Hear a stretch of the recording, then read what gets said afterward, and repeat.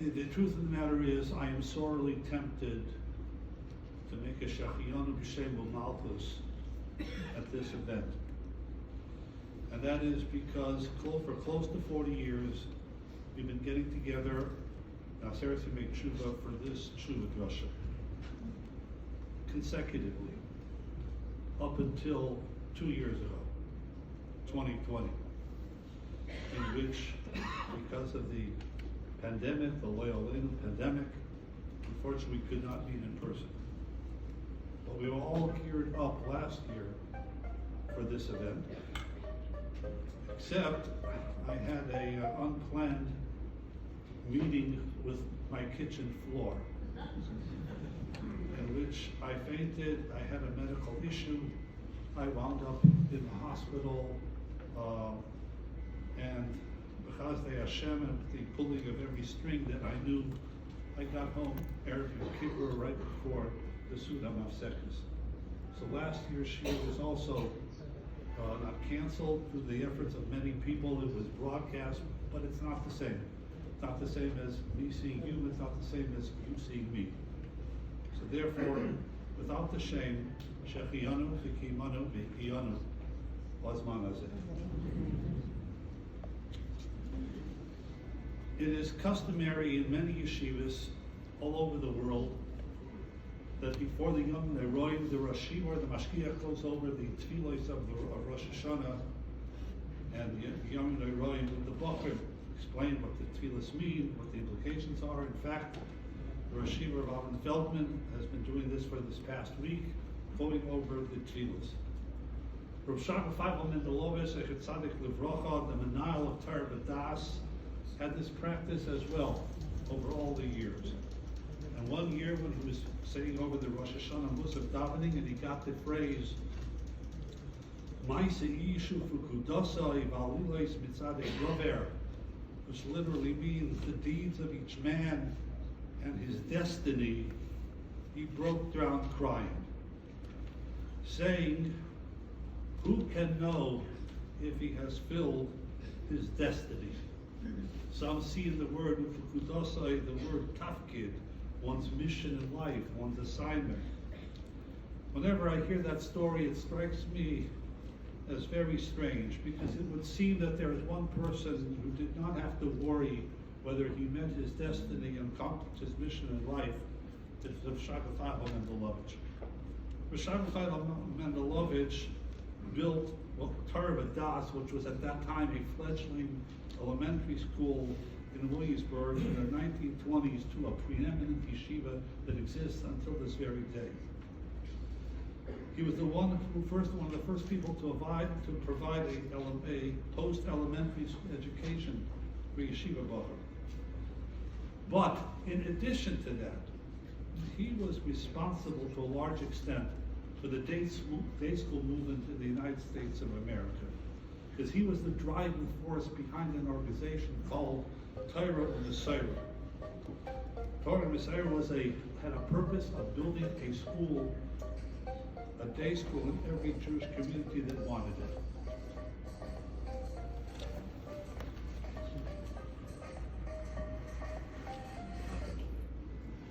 Matter of fact, he paraphrased Herbert Hoover's 1928 campaign slogan, a chicken in every pot, to a day school in every Jewish community.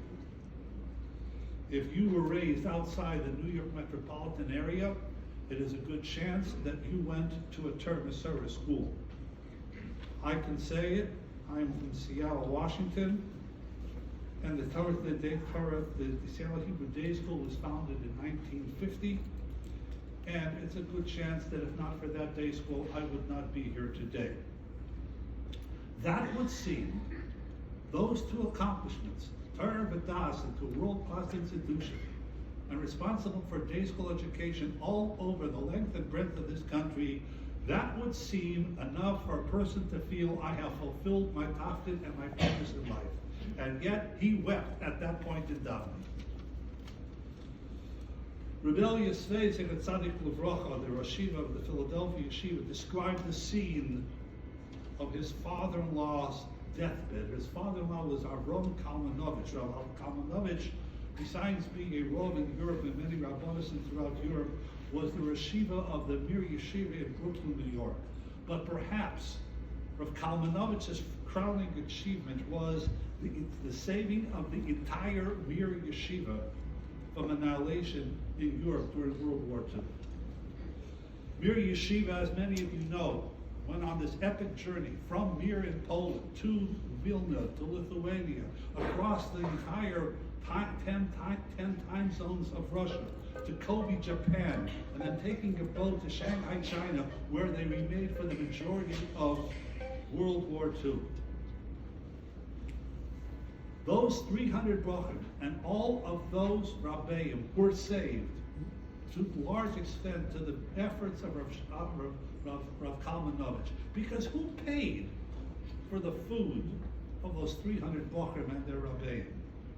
Who brought the clothes? Who provided for the buildings? Who supported all of those people during the 4 years, more than 4 years of World War II? It fell basically on one man's shoulder, and that was Rav Kalmanovich. In fact, that Bocher once wrote to Rav Kalmanovich from the Mir in Shanghai. He says, "My tzitzis are so worn out, I cannot wear them anymore." At which point he sent 300 pairs of tzitzis halfway across the world, so the Bochum and the Mir would be able to have tzitzis. It's impossible to imagine the fortitude, the iron nerves, and the strength of spirit that Rav Kalmanovich had to do this. He was thrown out of so many government offices, had so many doors slammed in his face when he was trying to go ahead and to save the Mir. He once commented, and this is a quote, "At times I think I must have been decreed that I burn in Treblinka. That is how I must have been sentenced to such anguish, similar to the fires of Treblinka." That's what it was to go ahead and to pull this off.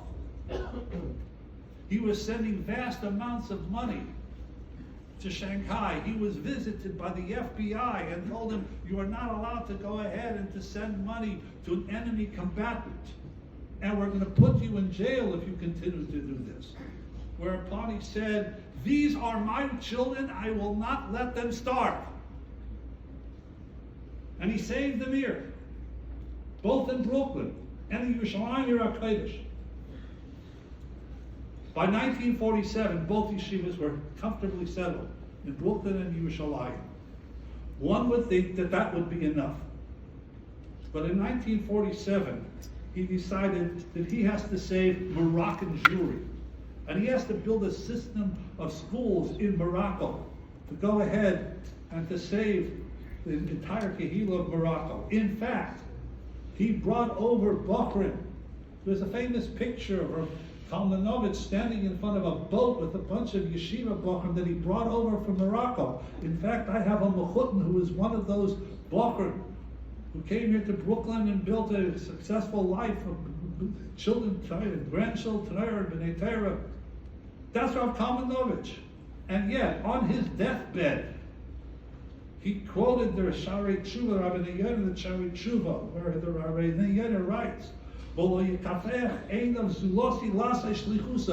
"You don't take your eyes off doing your shlichus. And if at 120 years you can come to the Rebbeinu Shalom and say, I did my shlichus, you'll come there in Simcha Barina." And yet Rav Kalmanovich was afraid and crying on his deathbed whether he fulfilled his shlichus. What would the Torah world look like today without the Mir Yeshiva? Isn't that enough of fulfilling one's topics? The Yomim Neiroim are all about Teshuva. Teshuva is about reflecting on the past year, thinking about where we have fallen short. Through the course of Yom Kippur, we will recite Vidui 10 times. We'll enumerate every possible Avera which we could have committed. But those are Averas of commission. According to the Sfas Emes, the main Teshuva is not the Teshuva of commission. It's the Teshuva of omission. what we have missed, what we have not accomplished, what we have not done. That's the main tshuva. Or as the Sfasemis writes, Ki iker ha-tshuva hu l'sakin ha-shlichus shenishtalik ha-odom la'olam hazeh. The main tshuva is to go ahead and to figure out and to correct the shlichus, the mission, the assignment that we were sent onto this world. The main focus of our tshuva, writes the Sfasemis, should be on whether we are fulfilling our mission and why were we sent down to this earth. It's about trying to figure out that mission and seeing how close or far we have come. And then he tells through the famous pasuk in Yeshaya, which we read on every timeless tzibur.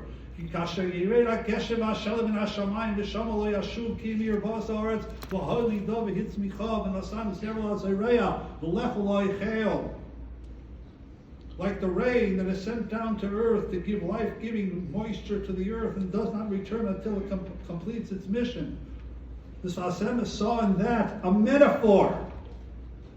We're like that rain. And do what we have to do. And not to return until we achieve it. And what should give us pause, if the likes of Rabbi Mendelovich and Rabbi Kalmanovich are worried about the completion of their mission, then what should we say? Anan manani basrei. So, how do we figure out our mission? At times it's very simple. At least it was in the times of the Nevi'im. You went to the Navi and you asked him, what's my role in life? What's my mission in life? What am I supposed to do in this world? And the Navi, via Ruach HaKodesh, would be able to tell each and every one of us what we're supposed to do.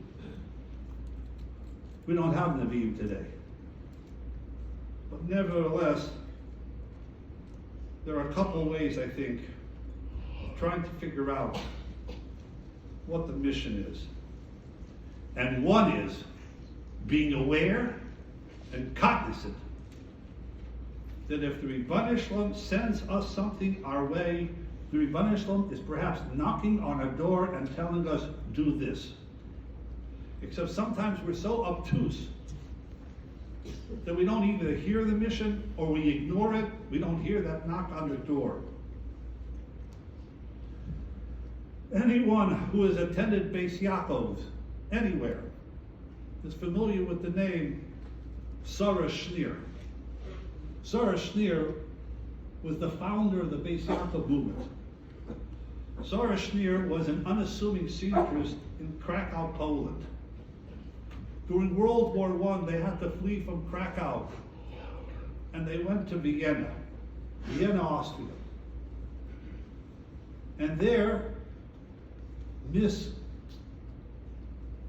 Sarah Schneer would go to shul every Shabbos, and she'd hear a drasha from someone named Rabbi Dr. Moshe Flesh, who was a disciple of Reb Shamshon Raphael Hirsch. And Rav Flesh would often speak about that there is no one who's starting and they worried about Jewish education for girls and women. And in fact, one Shabbos Hanukkah, he got up from the pulpit and he said, just like at the time of the Hashmonaim, they said, Mi Lashem Ila Yavo, and they answered that clarion call. Who's going to answer the clarion call to start something for Jewish education for women? There was one such person, and that was Sarah Schneer. And when she returned to her native Poland, she started a Beis Yaakov. There wasn't a Beis Yaakov, she started a class for girls in her seamstress studio in Krakow, Poland. She heard the knock on the door, and she opened that door. Imagine if she had done nothing. If she had ignored that. When she would come to Shemayim after 120 years, Rebbeinu Shalom would ask her, where are the Beis Yaakov girls? And she would say, what's a Beis Yaakov girl?